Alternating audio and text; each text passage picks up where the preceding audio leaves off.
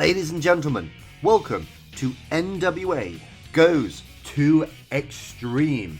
We are only 2 events away from the end of 2026, and we are going to end this year with a bang.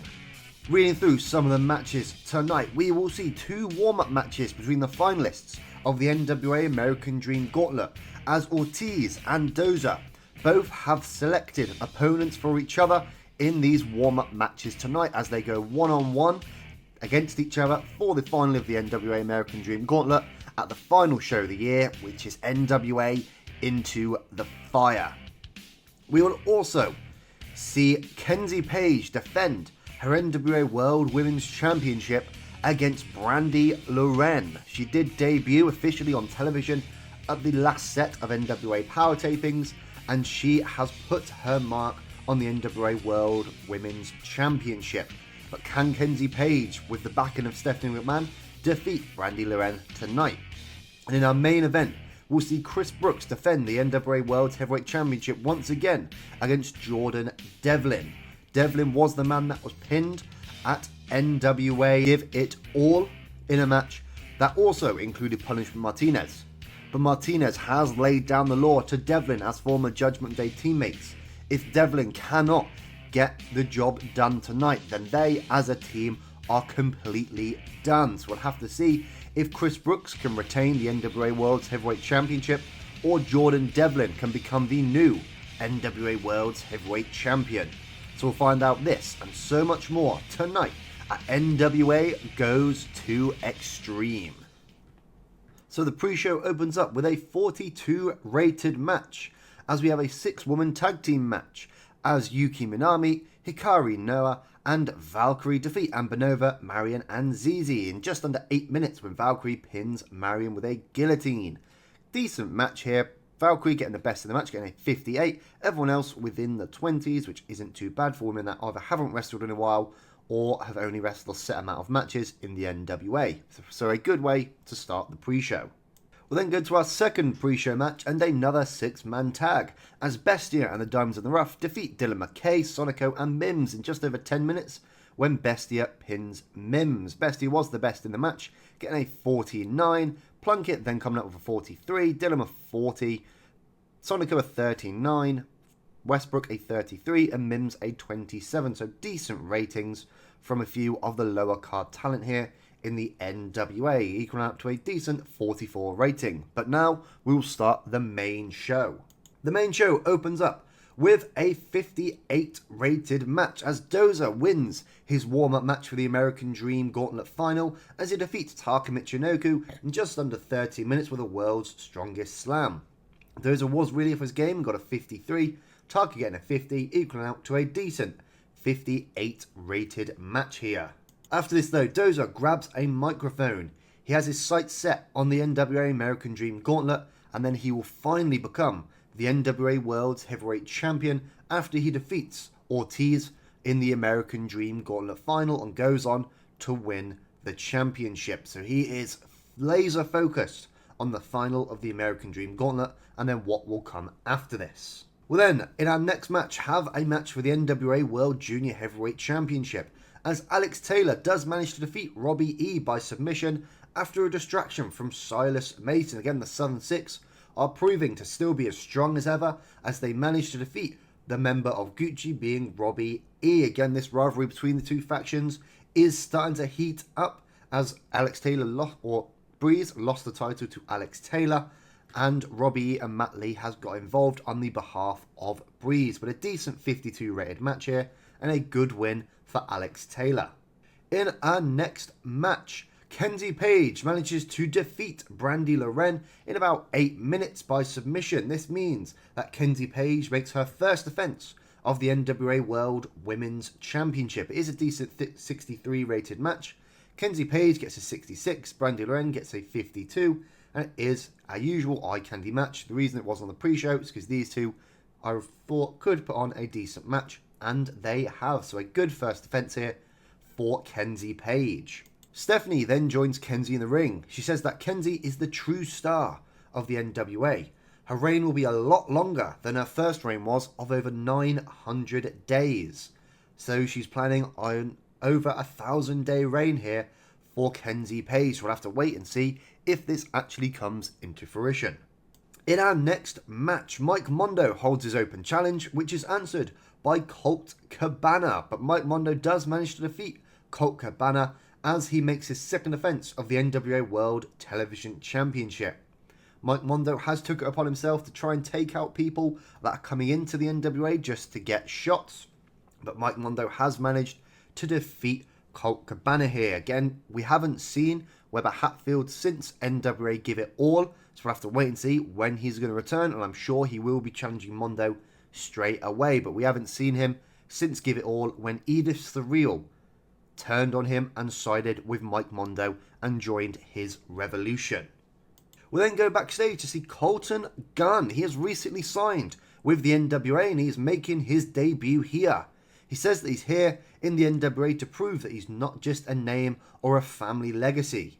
He wants to make his own legacy here in the NWA, and he wants to prove that he's not just a little nepo baby. He is a real star, and he left AEW to come and prove it here in the NWA. We'll then go to a 62 rated match as Yuka Sakazaki and Lexi Cabrera defeat Taylor Rising and Ashley D'Amboise of the Queendom when Yuka Sakazaki pins Ashley D'Amboise. It was a really good match here. Really good performances from Lexi and Yuka. Taylor Rising and Ashley D'Amboise are better suited, obviously, to the eye candy matches that usually happen on the pre-show. But they were in this match here today, and it is a decent match. A 62 rating, so good performances from these four. We'll then go backstage to see Corey Graves and Kane, with the regime being number 1, number 2, and Preston Vance. Corey Graves says he's not here to take over the NWA, he's just here again to help Stephanie McMahon, the new president of the NWA, and he's here to improve it. Before this, it wasn't running as smooth as it could be, and he is here to change that, along with his Chief of Staff, Kane, and his Head of Security, Preston Vance.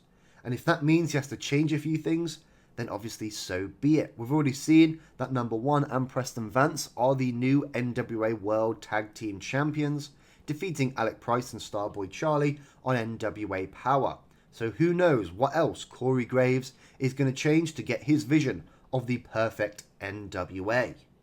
Then in our second warm-up match for the American Dream Gauntlet final, Ortiz does manage to defeat Keith Lee in just over 10 minutes by submission. Again, it is a decent 68 rated match here. Ortiz getting a 71, Keith Lee getting a 47. His ratings have dropped since he debuted. Again, his body isn't exactly holding up with all the matches he is doing, so he is starting to fall not only in ratings but also in physical condition as well. That's why he's not being pushed as much as he was right at the start.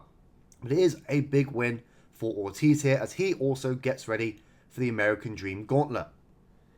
Again, Ortiz grabs a microphone just like Dozer did earlier. He said he's ready for NWA Into the Fire. He's going to be the one to win the American Dream Gauntlet, and he's going to be the one that goes for the NWA World Heavyweight Championship. So it will be Ortiz versus Dozer Into the Fire, with a winner of the American Dream Gauntlet getting a shot at the NWA World Heavyweight Champion, whoever that may be, at the end of the year. We'll then go to our main event of the evening, as Chris Brookes does manage to defeat Jordan Devlin in just under 15 minutes. Again, he makes his third defense of the NWA World Heavyweight Championship, and it is in an excellent 75 rated match. Chris Brookes gets a rating of 81, Jordan Devlin a rating of 56, equaling out to a good 75 rated match. But it is another really good defense, and it does now mean that Jordan Devlin and Punishment Martinez have officially disbanded as a team. They weren't a team for very long here in the NWA, but they do have a lot of history, being two members of the Judgment Day in the WWE. But Brookes has defeated Jordan Devlin here tonight and will go into NWA Into the Fire as the NWA World's Heavyweight Champion. So this rating gets an overall of 71. It doesn't result in any popularity changes. This is because it was only a throwaway show. Again, our show appeared worse because of broadcast quality. Again, TNA have fallen back down to small after rising up to medium a few months ago. So we are going to have to rectify that very soon. Again, we might end up equaling their production values if we continue to make money. We'll have to see at the end of the year if we continue to make money. but we'll have to wait and see. Again, we have already increased our production values quite a bit, but we are only one of broadcast quality away from matching TNA, but that one is quite expensive, so we'll have to see how much money we made or lost on this show. So have a look at our financial report. We made just under or just over $1,000 on the show, which is quite good. Ticket sales of 23,000, broadcast revenue of 6,000. This was on the internet subscription version of Triller TV rather than the pay-per-view version of Triller TV. Again, workers 23,000, which is fine. Does equal to a decent profit being made. I'm sure we're making more money further throughout this month. Again, there's no popularity recap, there's no media scrum, so I'll see you back at the home screen. So here we are back at the home screen. Again, doesn't seem to be much other than a guy called Keith Hurst seemingly signs with the WWE. I imagine that's just a regenerated wrestler because he's going to NXT. Doesn't seem to be much. NAP rising fast. I imagine that's them going up to small popularity. We'll have a look at our emails. So Layla Hirsch is, or might be going to West Coast Pro, and our viewing figures were about 23,000. Again, it's not bad for a throwaway show. So we'll have a look through some of the roster members. We'll also have a look through some of the champions as well. Let's give you a bit of a rundown. Again, Colt Cabana will be leaving in one appearance. It was only a 2-appearance deal. Have a look through the champions first. So as we know, the Austin Memorial Trophy was won by Manic. He can cash that in at any time to receive a title shot, but also, if he loses a match, then he will lose the trophy as well. The Crockett Cup has been won by Spencer Slane, Jeremiah Plunkett, and then Alec Price and Starboy Charlie. National Heavyweight Champion is still Bojack. He defeated Keith Lee. US Tag Team Champions are Oddington and Marsh Rockette, who defeated Hiromu Takahashi and Naito. The World Junior Heavyweight Champion, as we've seen, is Alex Taylor, if it loads up. Alex Taylor, this is his second time with the belt. He defeated Breeze. We've had quite a few champions in this save already. World Tag Team Champions are obviously number 1 and Preston Vance. We've had a few Tag Team Champions as well here. Television Champion is Mike Mondo, his second time with the belt.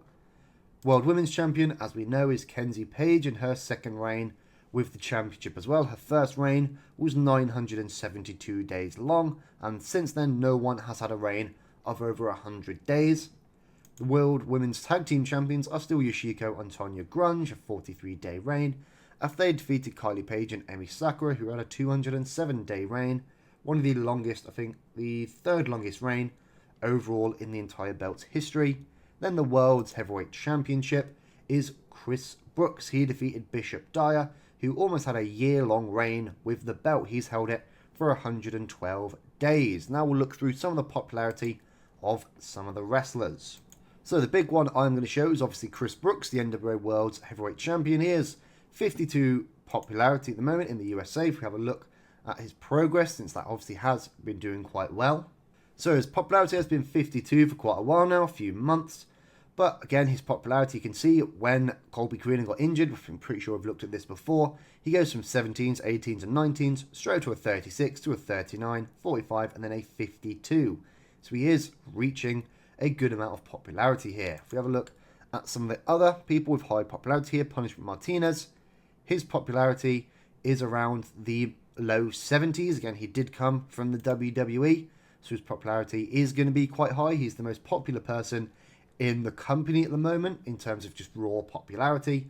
But again, Chris Brookes is getting the better ratings. If we have a look at Yuka Sakazaki, another person we've been pushed for quite a while, again, up to the heights of 52. Again, that seemingly is where people are going to be limited to until we move to medium popularity, 52 popularity, and then hopefully they'll be going up a lot more than that.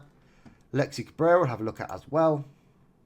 Again, 64s, 65s. I believe that's how she joined us as well. So she hasn't actually gone up any popularity. She's gone down a couple of places. And then we'll have a look at Kenzie Paige, who I'll probably imagine is on the 52 level as well. There we are.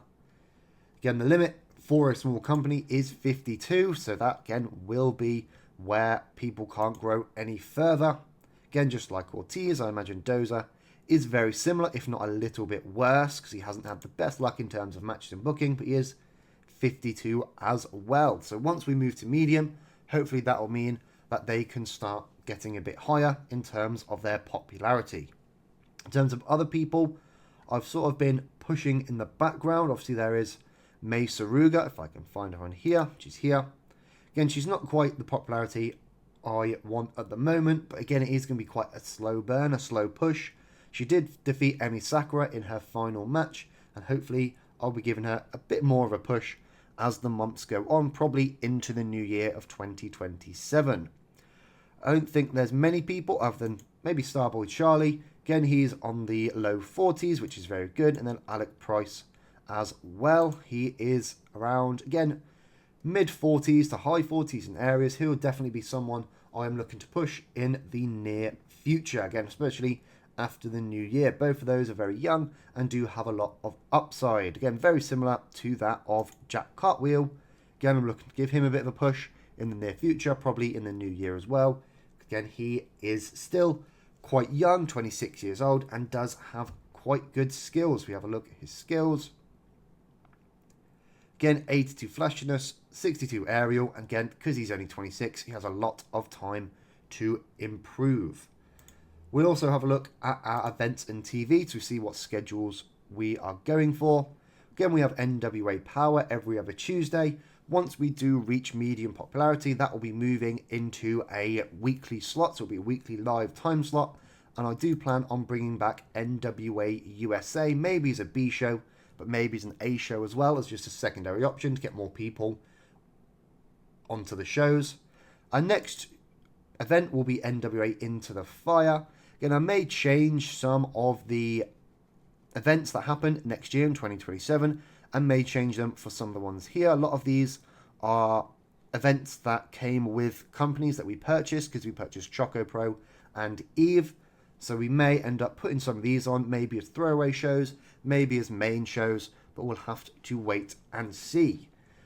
But if there's anything else, actually, before we go on, I'll show you the booking team because I don't think I've showed anybody that just yet.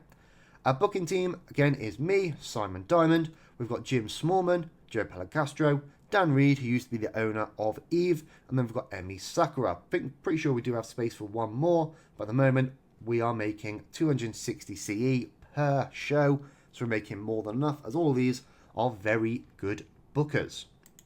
In terms of that, I think that will be where we finish here. Again, if there's anything else you do want to see, make sure to leave it in the comments below, and I'm happy to show that to you.